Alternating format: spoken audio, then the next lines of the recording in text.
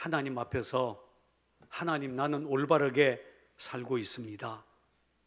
나는 거룩한 사람입니다. 라고 담대하게 말할 수 있는 사람이 있겠습니까?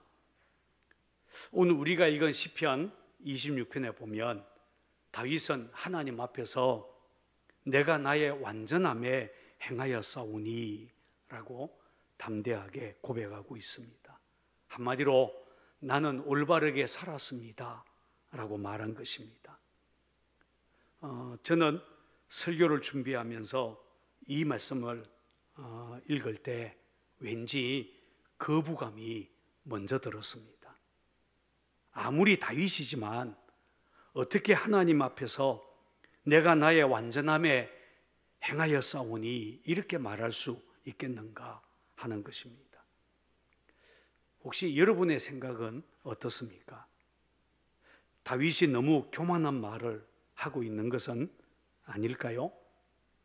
다윗은 1절에서만이 아니라 6절에서는 나는 무죄함으로 라고 했고 11절에서도 나는 나의 완전함에 행하오리니 라고 하면서 자신의 무죄를 말하고 있습니다. 더군다나 12절에서는 나는 평탄한데 섰사오니, 다시 말해서 내가 선 자리는 든든합니다 라고 확신의 참말을 서슴없이 하고 있습니다. 한번 생각해 보십시오. 만약 주일 예배 시간에 대배기도하는 사람이 나는 말할 수 없는 죄인입니다. 지난 주간 또 죄 중에 살다가 왔습니다. 용서해 주시옵소서 이렇게 기도하면 우리는 다 아멘이라고 응답할 것입니다. 우리가 정말 그렇기 때문입니다. 그런데 만약 하나님, 나는 올바르게 살았습니다. 나는 죄가 없습니다. 나는 너무나 든든합니다. 이렇게 기도한다면 아마 속으로 아니, 저 사람 어떻게 된 게 아니야? 죄인이 너무 교만하잖아. 이런 거부감이 들지 않겠습니까? 사실 성경은 죄인이 아닌 사람은 아무도 없다라고 증언합니다.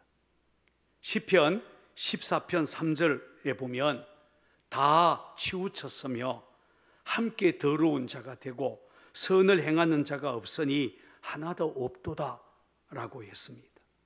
또 사도 바울은 로마서에서 기록된 바 의인은 없나니 하나도 없으며 모든 사람이 죄를 범하였음에 하나님의 영광에 이르지 못하더니 라고 말합니다. 모두가 다 죄인이라는 것입니다. 그렇다면 이 시에서 다윗이 나는 올바르게 살았습니다, 나는 무죄입니다 라고 말하는 것을 우리가 어떻게 해석해야 하겠습니까? 누가복음 18장에 보면 예수님은 이런 비유를 들려주셨습니다. 사람이 기도하러 성전에 올라갔다. 한 사람은 바리새파 사람이고 다른 한 사람은 세리였다. 바리새파 사람은 서서 혼잣말로 이렇게 기도하였다. 하나님 감사합니다. 나는 남의 것을 빼앗는 자나 불의한 자나 간음하는 자와 같지 않으며 더구나 이 세리와는 같지 않습니다. 나는 일회에 2번씩 금식하고 내 모든 소득의 11조를 바칩니다. 그런데 세리는 멀찍이 서서 하늘을 우러러 볼 엄두도 못 내고 가슴을 치며 아, 하나님, 이 죄인에게 자비를 베풀어 주십시오 하고 말하였다. 내가 너희에게 말한다. 의롭다 인정함을 받고서 자기 집에 내려간 사람은 저 바리새파 사람이 아니라 이 세리다. 여러분, 이 비유를 근거로 한다면 다윗은 바리새파 사람 같이 교만한 사람이요, 주님의 책망을 받아야 한다고 생각하지 않습니까? 그러나 우리가 잘 살펴보면 바리새인의 기도와 이 시에 나오는 다윗의 고백은 다르다라는 것을 알 수가 있습니다. 주님이 들려주신 비유에서 바리새인은 자신의 의를 자랑하고 주장하고 있지만 다윗은 자신의 의를 자랑하거나 주장하고 있는 것이 아니기 때문입니다. 마치 법정에서 재판관에게 피고가 자신의 무죄를 변론하듯이 다윗은 하나님께 자신은 올바르게 살았다라고 말하고 있기 때문입니다. 사실 우리는 다 죄인입니다. 죄 짓지 않으려고 얼마나 몸부림을 쳐 보았습니까? 수없이 회개하고 결심하고 노력해 보았지만 결과는 늘 실패였습니다. 누가 뭐라고 해도 우리는 죄 덩어리입니다. 그러나 놀랍게도 이 시는 죄인일 수밖에 없는 다윗도 나의 완전함에 행하였다고 담대하게 간증할 수 있다라는 것을 보여주고 있습니다. 그렇다고 우리가 오해해서는 안 됩니다. 이 시는 다윗이 결코 죄가 없다든지 그가 얼마나 위대한 사람인지를 증언하는 것은 아닙니다. 죄인인 다윗이 이런 고백을 할 수 있게 된 것은 전적으로 하나님께서 하신 일입니다.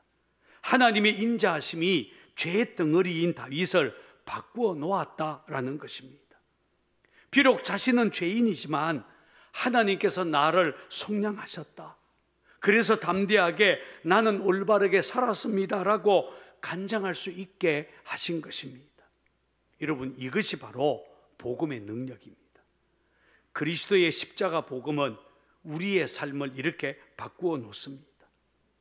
예수님은 우리를 죄의 종에서 의의 종으로 바꾸어 놓으셨고 어둠에서 빛으로 죽음에서 생명으로 옮겨 놓았습니다.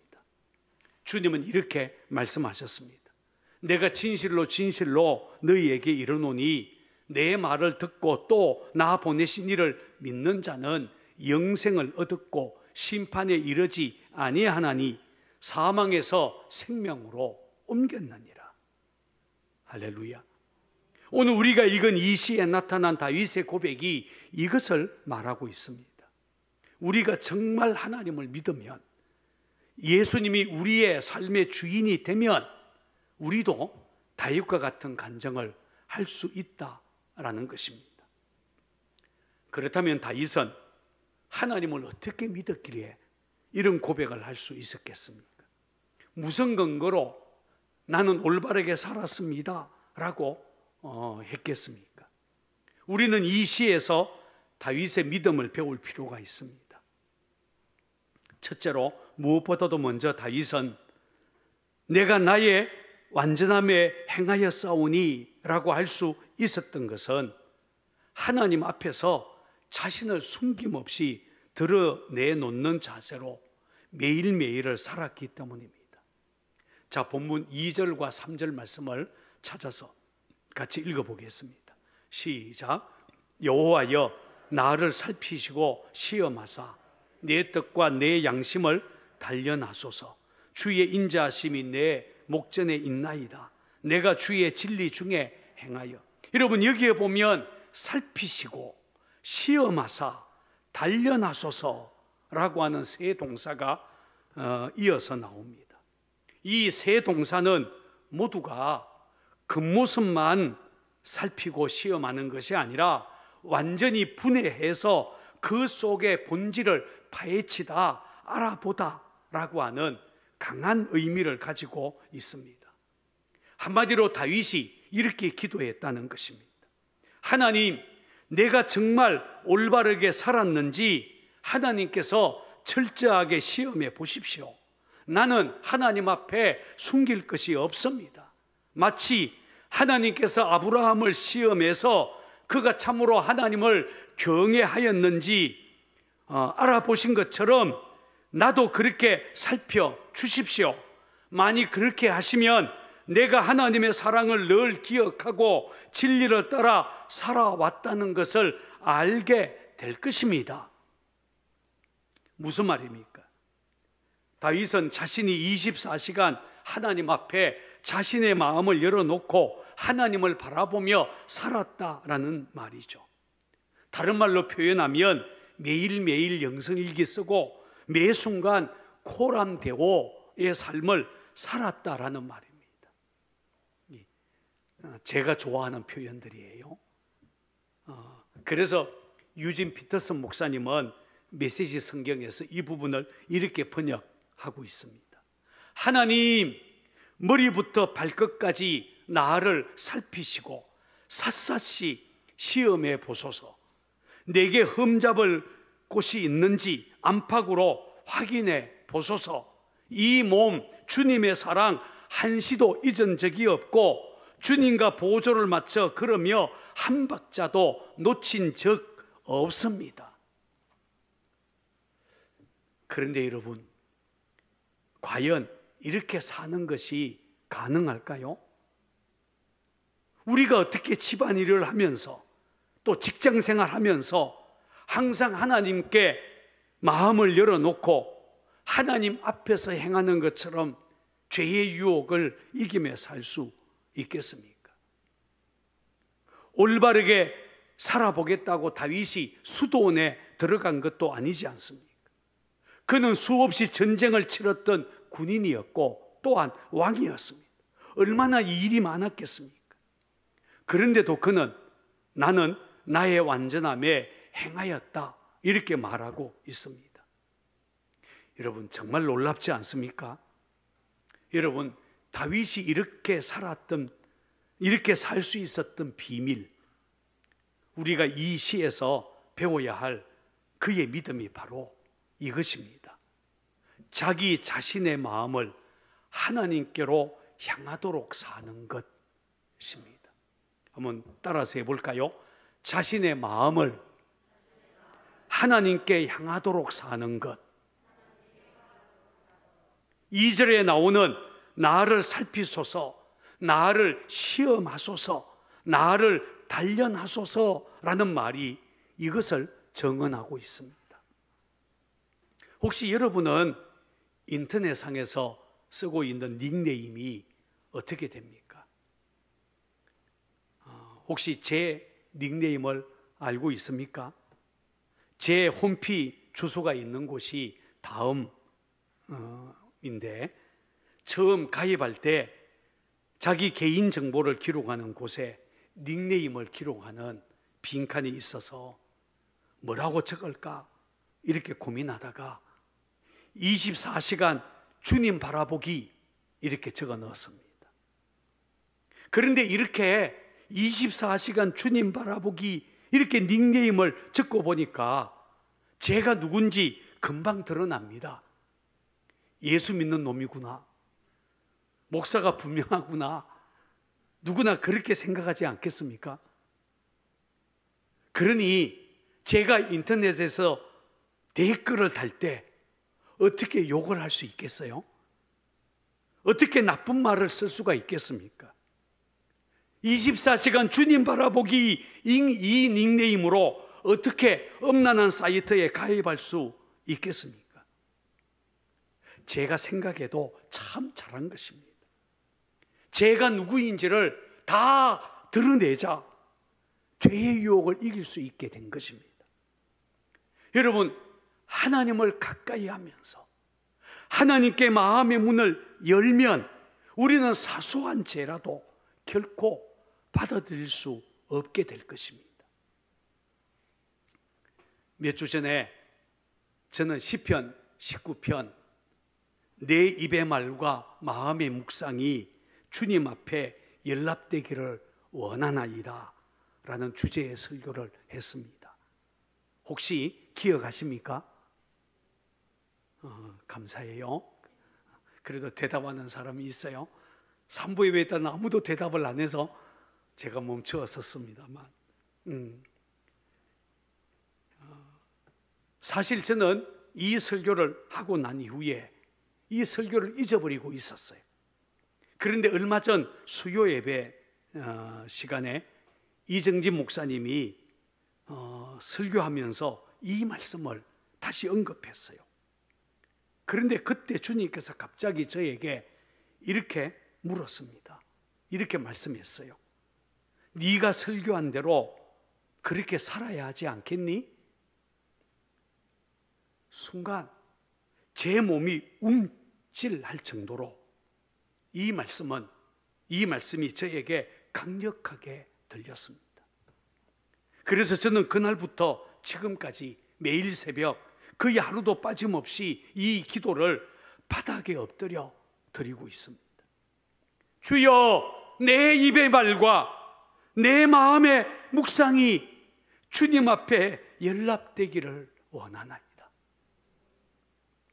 새벽만이 아니라 운전을 하다가도, 다른 사람을 만나서 이야기를 하다가도 지금 내 입의 말이, 내 마음의 생각이 과연 주님께서 연락할 만한가? 이렇게 묻고 있습니다. 아마 다윗이 그러지 않았겠습니까? 그러니 생각해 보십시오. 매 순간 그렇게 하나님을 향해 마음을 열어두었는데 매 순간 하나님 앞에 내 입의 말과 마음의 묵상이 과연 하나님 앞에 연락될 것인가 이렇게 묻고 있는데 어떻게 죄를 지으며 그의 삶이 거룩해지지 않겠습니까? 두 번째, 다윗이 내가 나의 완전함에 행하였사오니 라고 고백할 수 있었던 것은 세상 사람들에 대한 그의 신앙적인 처세에서도 엿볼 수가 있습니다. 자, 본문 4절 5절을 같이 읽겠습니다. 시작. 허망한 사람과 같이 앉지 아니하였사오니 간사한 자와 동행하지도 아니하리이다. 내가 행악자의 집회를 미워하오니 악한 자와 같이 앉지 아니하리이다. 여기에 나오는 허망한 사람이란 마음과 행위가 가치 없는 사람을 말합니다. 이런 사람들은 악한 행동을 서슴없이 할 것입니다. 또 여기서 말하는 간사한 자는 위선자, 음흉한 자를 말하고 있습니다. 다윗은 그런 사람들과 어울리지 않는다. 또 그런 악한 자들의 모임에는 끼지 않는다라고 말합니다. 특히 여기에서 앉지 않았다, 이 히브리어로 로 야샤버티라고 하는 말이 두 번이나 반복이 됩니다. 앉다라는 말의 뜻은 교제를 나누고 친분을 나누는 것을 의미합니다.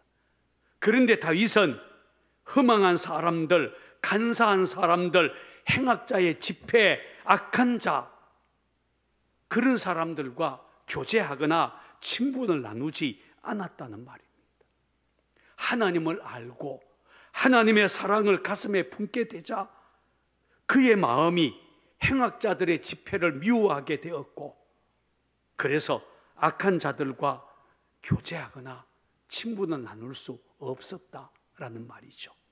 반면에 그는 하나님의 성전에서 예배하는 것을 갈망하기 시작합니다. 자, 본문 6절 7절도 같이 읽습니다. 시작. 여호와여, 내가 무죄함으로 손을 씻고 주의 제단에 두루 다니며 감사의 소리를 들려주고 주의 기이한 모든 일을 말하리이다. 여기에 보면 다윗은 행악자의 집회를 미워하고 그들과 함께 앉지 않는 대신에 손을 씻고 주의 제단에서 두루 다니고 감사의 소리를 들려주고 주의 기이한 일들을 말하겠다라고 고백합니다. 특히 여기에 나오는 손을 씻는다, 주의 제단에서 두루 다닌다, 감사의 소리를 들린다, 주의 기이한 모든 일을 말한다 라고 하는 것은 영락없는 예배자의 모습입니다. 참된 예배자들이 하나님을 예배하는 모습을 말하고 있습니다. 그렇습니다. 다윗은 하나님의 성전을 가까이 하고 날마다 예배하면서 하나님이 부어주시는 힘으로 죄를 이기며 살 수 있었습니다. 사실 우리가 그렇지 않습니까? 이렇게 예배를 갈망하고 예수님과 친밀하게 동행하기 시작한다면 아마 죄를 지으라고 옆에서 부추겨도 짓기 싫어지게 될 것입니다. 진짜 하나님을 만난 사람이라면 고난을 당하더라도, 때로는 조롱을 받고 수모를 당하더라도 하나님께 예배하는 그 자리가 바로 내가 서야 될 자리라는 것을 알게 될 것입니다. 그리고 그렇게 예배의 자리에서 하나님께 감사하고 영광 돌리는 것을 인생의 최고의 행복으로 알지 않겠습니까? 그래서 다윗은 여호와여, 내가 주께서 계신 집과 주의 영광이 머무는 곳을 사랑합니다 라고 고백을 하지요. 세 번째, 다윗이 내가 나의 완전함에 행하여 싸우니 라고 고백할 수 있었던 것은 하나님의 구원을 가슴으로 확신했기 때문입니다. 자, 본문 11절과 12절도 찾아서 같이 읽겠습니다. 시작. 나는 나의 완전함에 행하오리니 나를 속량하시고 내게 은혜를 베푸소서. 내 발이 평탄한 데에 서싸우니 무리 가운데에서 여호와를 송축하리이다. 여기 보면 다윗은 내 발이 평탄한 데에 서싸우니 히브리어로 라그리 아메다 베미쇼르라고 말하는데, 내가 평탄한 데에 섰다라고 표현합니다. 분명히 평탄한 데에 섰다라고 하는 이 표현은 미끄러지기 쉬운 땅에 서 있는 악인들의 공경과 지금 자기가 서 있는 구원의 자리를 의도적으로 대조시키고 있는 표현입니다. 여러분, 악인들이 서 있는 곳은 비탈진 곳입니다. 지금은 큰 소리 칠지 모르지만 언제 미끄러질지, 언제 저 밑바닥으로 빠져버릴지 모릅니다. 그러나 구원받은 하나님의 백성들은 평탄한 곳, 바로 구원의 자리에 서 있습니다. 다윗은 여기서 구원의 확신을 가슴에 품고 평탄한 곳에 서서 다른 예배자들과 함께 여호와를 송축하겠다라고 그래서 고백하고 있는 것입니다. 그렇다면 여러분, 어떻게 다윗은 내 발이 평탄한 데 섰다, 이런 구원의 확신을 노래할 수 있었겠습니까? 그것은 그가 하나님께 기도했기 때문입니다. 다윗은 자신이 행악자의 집회를 미워하고 악한 자들과 같이 앉지 않고 무엇보다 하나님의 성전 주의 영광이 머무는 곳을 사랑하는 것을 근거로 해서 하나님께 이렇게 기도를 하고 또 기도를 하고 있습니다. 여호와여, 내 영혼을 죄인과 함께, 내 생명을 살인자와 함께 거두지 마소서.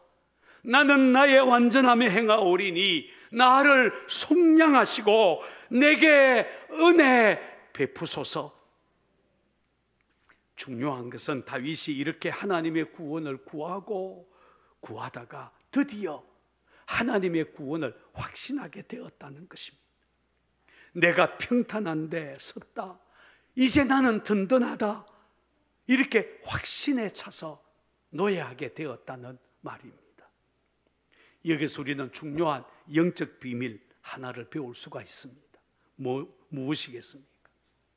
구원의 확신을 가지고 의롭게 살기 위해서 우리가 할 수 있는 가장 좋은 방법이 바로 기도하는 것이라는 사실입니다. 죄의 덩어리인 다윗이지만 하나님께서 나를 구원하셨다고 확신에 차서 노래할 수 있었던 이유는 하나님께 기도하면서 하나님이 나를 속량하셨구나, 나에게 은혜를 베풀어 주셨구나, 그것을 가슴에 확신하게 되었다는 말입니다. 18세기 영국에서 감리교 운동을 시작하신 존 웨슬리 목사님은 구원받은 사람들에게는 구원받았다라고 하는 분명한 내적인 증거가 있다라고 했습니다. 그의 유명한 설교 성령의 증거 1, 2편 설교에서 우리가 예수를 구주로 영접하고 구원을 받으면 우리 안에 들어오신 성령님이 우리 영혼에게 너는 하나님의 자녀야. 너는 구원받았어. 너는 하나님의 아들이야. 하나님의 딸이야. 성령님이 우리 영혼에게 분명하게 말씀하신다 라고 가르쳤습니다. 그렇습니다. 이미 우리는 그리스도 예수 안에서 죄 사함 받았고 구원 받았습니다. 맞습니까? 그렇기 때문에 우리가 기도하면 하나님은 저와 여러분들을 평판한데 든든하게 서도록 반드시 도와주실 것입니다. 그런데 우리 중에는 나는 올바르게 살아왔습니다, 나도 죄를 짓지 않고 거룩한 삶을 살 수 있습니다 라고 하면 여전히 거부감을 가지는 이들이 있습니다. 아니, 우리는 본질적으로 죄인인데 어떻게 이 땅에서 거룩해질 수 있는가? 천국 가기 전에는 결코 죄를 이길 수 없어, 이렇게 말하는 분들이 있다는 것입니다. 그러다 보니까 많은 그리스도인들이 올바르게 살고 순수하게 살기를 아예 포기하고 살아가기도 합니다. 어차피 안 된다, 이렇게 생각을 하는 것입니다. 여러분, 그러나 그렇지 않습니다. 우리 힘으로는 죄를 이길 수 없지만 우리 안에 계신 성령님이 우리가 매일매일 거룩하게 살도록 얼마든지 도울 수 있습니다. 예수님은 이렇게 말씀하셨습니다. 사람으로서는 할 수 없으나 하나님으로서는 다 할 수 있느니라. 여러분, 하나님께서 이스라엘 자손들을 애굽에서 구원하기 위해 홍해를 갈랐다라는 것을 믿는다면, 예수님이 오병이에 의해 기적을 행하신 것을 믿는다면, 예수님이 죽음에서 부활했다는 사실을 믿는다면 그 주님께서 우리를 죄에서 건져내고 우리를 거룩하게 살 수 있게 하실 수 있다라는 것도 믿어야 할 것입니다. 한 교회 연구소에서 서울에서 크다고 소문난 어느 교회 교인들을 대상으로 설문조사를 했더니 교인들의 25%가 주일을 성수하지 못하고 있고 40%가 평소에 전혀 기도하지 않고 50%가 성경을 거의 읽지 않는다라고 했다고 합니다. 또 교인들의 55%는 헌금을 부담스럽게 여기고 70%는 주일학교나 찬양대 또 교회의 여러 부서에서 사역하지 않는다고 했고, 더군다나 교인들 85%는 아직 단 한 번도 전도해 보지 않았다라고 했다는 것입니다. 그런데 놀라운 것은 그렇게 대답한 교인들 100%가 다 천국은 가고 싶다라고 대답했다고 합니다.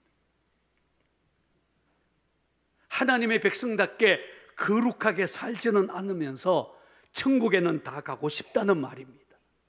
그러나 여러분, 명심해야 됩니다. 오늘 우리의 삶은 천국하고 별개로 떨어져 있는 것이 아니라는 것입니다. 오늘 우리의 삶이 그대로 천국으로 이어진다는 것, 오늘 우리가 꼭 기억해야 할 것입니다. 존 웨슬리 목사님은 구원을 하나님의 은총이다 라고 말했습니다. 그런데 칭의의 은총, 우리가 의롭다함을 받는 은총, 거듭남의 은총, 예수 안에서 우리를 거듭나게 하시는 은총만이 아니라 성화의 은총에 대해서도 말했습니다. 한번 따라해 볼까요? 성화의 은총. 죄에서 우리를 구원하신 하나님은 우리를 이 땅에서 성화, 거룩함에 이르도록 은총을 베풀어 주신다라는 것입니다. 심지어 그는 우리가 이 땅에서 완전한 성화에 이를 수 있다라고 믿었습니다. 여러분, 웨슬리만이 아닙니다. 사도 요한도 요한일서 3장 9절에서 이렇게 말했습니다. 하나님께로부터 난 자마다 죄를 짓지 아니하나니 이는 하나님의 씨가 그의 속에 거함이요 그도 범죄하지 못하는 것은 하나님께로부터 났음이라. 여러분, 놀랍지 않습니까? 하나님께로 난 우리는 죄를 지을 수 없다는 것입니다. 왜냐하면 하나님의 씨가 우리 속에 있기 때문이다. 사도 요한은 그렇게 말했습니다. 한번 따라해 볼까요? 하나님의 씨. 여러분, 이것은 성령님, 생명의 성령님이 우리 안에 계시다라는 뜻입니다. 따라서 우리가 성령을 따라 살면 얼마든지 죄를 이길 수 있습니다.